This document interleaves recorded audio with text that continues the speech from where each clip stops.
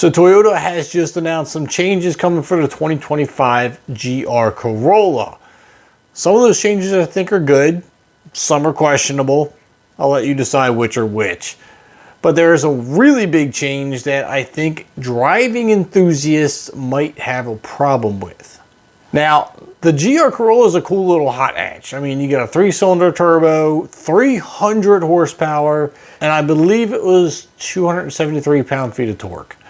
Now, put that in a light little car, and this thing's going to be quick. It's zippy, it's fun, but for 2025, there's one key element to the car that's getting a change, and that is the transmission. This is a manual transmission car, but Toyota says they're now going to add an 8-speed automatic transmission. Now, for driving enthusiasts, this may be a big deal. But the reason it's not is because they're not doing away with the manual transmission. You are still getting the manual transmission as an option, or should I say the 8-speed auto will be an option. But the manual transmission it's staying. It's not going anywhere. So that's a good thing.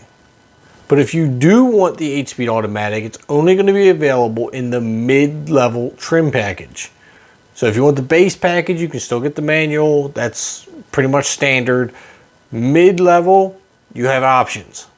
Now, as far as marketing is concerned and the demographic these days, we understand that the majority of people are driving automatics now.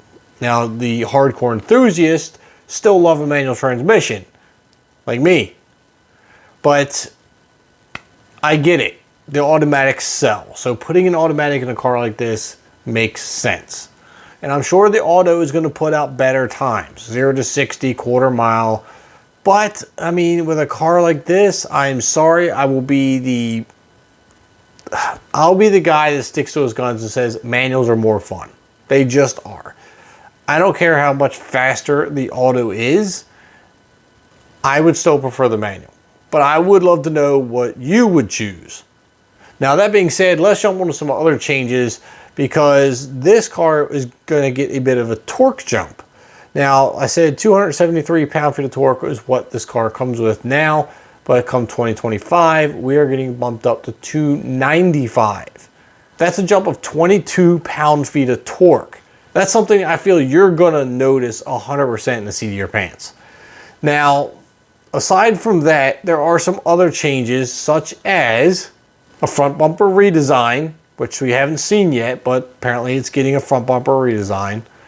The entry-level core trim, which remains manual only, adds a heated steering wheel and brake cooling ducts.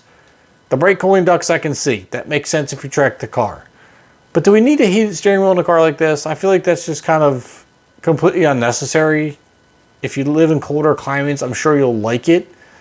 But I don't really know many performance cars that have heated steering wheels. But hey, I'm not against it. I just think it's a little odd.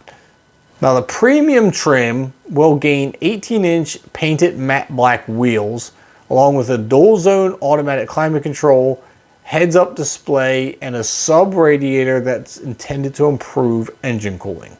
Now, I'm not against any of that stuff either. I welcome it, actually. I mean, to see a couple more niceties, I'm all for it.